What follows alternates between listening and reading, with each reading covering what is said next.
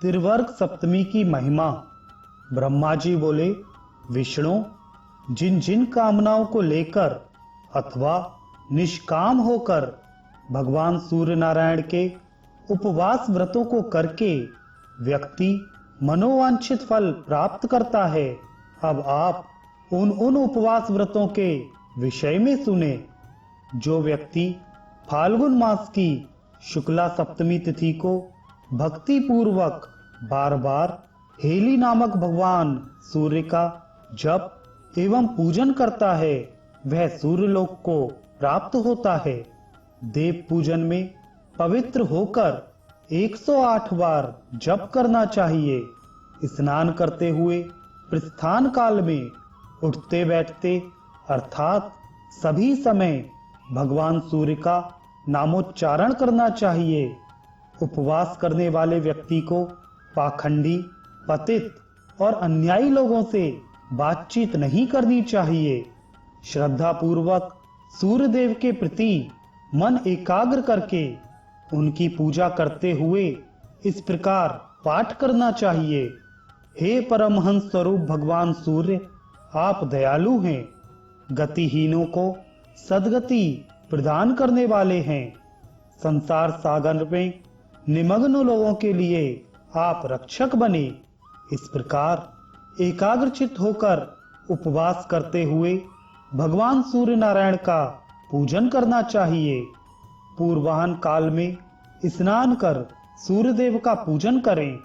तत्पश्चात हंस हंस इस श्लोक का जप करें और भगवान सूर्य के चरणों में 3 बार जलधारा अर्पित करें।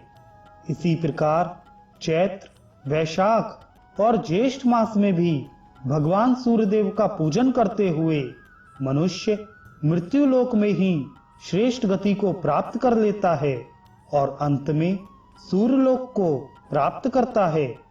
आषाढ़, श्रावण, भाद्रपद और अश्विन मास में भी इसी विधि से उपवास रखकर सूर्य भगवान का मार्तंड नाम से सम्यक पूजन और जप करना चाहिए।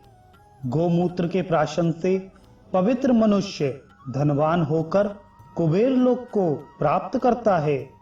संसार के स्वामी अव्यय आत्म स्वरूप भगवान सूर्य नारायण की आराधना एवं अंत काल में भगवान सूर्य का स्मरण करने से सूर्यलोक की प्राप्ति होती है।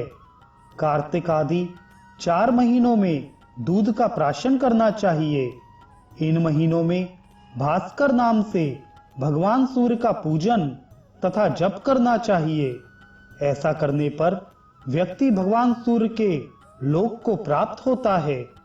प्रत्येक मास में ब्राह्मणों को यथाभिलाषित दान देना चाहिए। चतुर्मास की समाप्ति पर पुराण वाचन कराना चाहिए और कीर्तन का आयोजन करना चाहिए।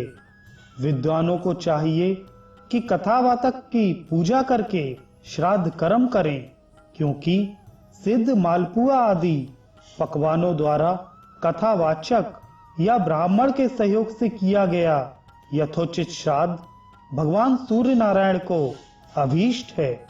यह तिथि अभीष्ट धर्म, अर्थ तथा काम इस त्रिवर्ग को सदैव देने वाली है।